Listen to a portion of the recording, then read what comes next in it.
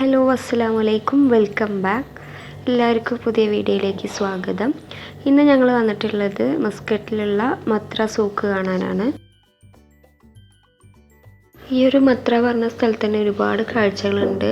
അതായത് ബീച്ചുണ്ട്, അതുപോലെ ഈ സൂക്ക് കാണാം, പിന്നെ ഒരു ചെറിയൊരു ഫോർട്ട് ഉണ്ട്, പിന്നെ കുട്ടികൾക്ക് കളിക്കാനായിട്ടുള്ള ചെറിയൊരു പാർക്ക് ഉണ്ട്. അങ്ങനെ ഒരുവിധം അത്യാവശ്യം കാണാനുള്ള സ്ഥലങ്ങൾ ഈ ചുറ്റുവട്ടത്ത് തന്നെ ഉണ്ട് കേട്ടോ.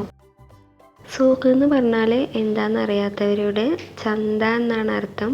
സൂക്ക് പറഞ്ഞ അറബി വാക്കാണ്. ചുറ്റും കടകളാണ്. പിന്നെ ഇതിൻ്റെ ഉള്ളിലേക്ക് കയറി കഴിഞ്ഞാൽ ഒരുപാട് വഴികളുണ്ട്. ഏത് കൂടെ പോകണ്ട്, പോയി കഴിഞ്ഞാൽ തിരിച്ചു വരാൻ പറ്റുമോ, വഴി തെറ്റുമോ എന്നൊന്നും അറിയില്ല. അപ്പോൾ ഞങ്ങൾ നേരെ പോയി. ടോയ്സൊക്കെ വിൽക്കണ കട കണ്ടപ്പോൾ കുട്ടികൾ അവിടെ നിന്ന് സ്റ്റക്കായി. പിന്നെ അവരെ വീണ്ടും തിരിച്ച് വന്ന് ഞങ്ങൾ കൂട്ടിക്കൊണ്ടുപോയി.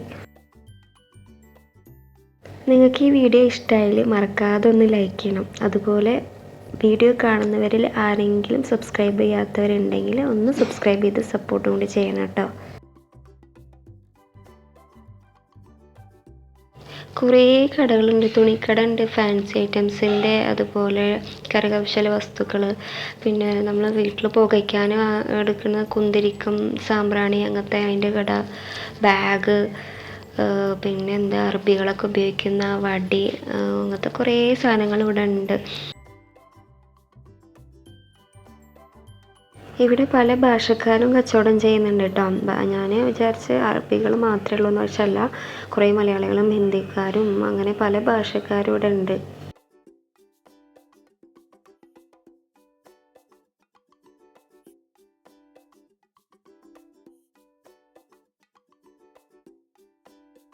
ഇവിടെ കടകളൊക്കെ 9 മണിയായാൽ തന്നെ ക്ലോസ് ചെയ്യൽ തുടങ്ങും. ഞങ്ങളിവിടെ എത്തിയപ്പോൾ തന്നെ 9:30 ആയിക്കണം.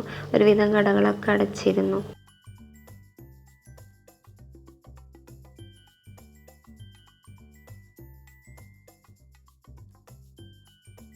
എനിക്ക് ഫാൻസി ഐറ്റംസിനോട് വലിയ താല്പര്യമില്ല, പക്ഷെ തുണിക്കട കണ്ടപ്പോൾ എൻ്റെ കണ്ണ് മഞ്ഞളിച്ചു. വേഗം ഒന്ന് അങ്ങോട്ട് കയറി നോക്കി. നല്ല അടിപൊളി ഒമാനി ഡ്രസ്സുകൾ അവിടെ ഉണ്ടായിരുന്നു.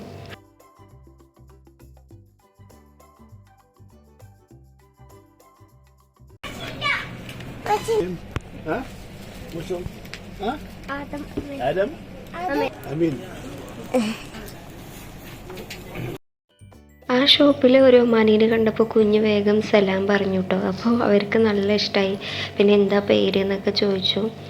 അറബി അറിയില്ലെങ്കിലും പേരാ ചോദിക്കണമെന്ന് മനസ്സിലായപ്പോൾ പേര് പറഞ്ഞു കൊടുക്കാൻ പറഞ്ഞു ഞാൻ കുട്ടികളോട്. ബീച്ചിൻ്റെ അവിടെ പോയിട്ട് കഴിക്കാനായിട്ട് കുറച്ച് പോപ്കോൺ വാങ്ങി.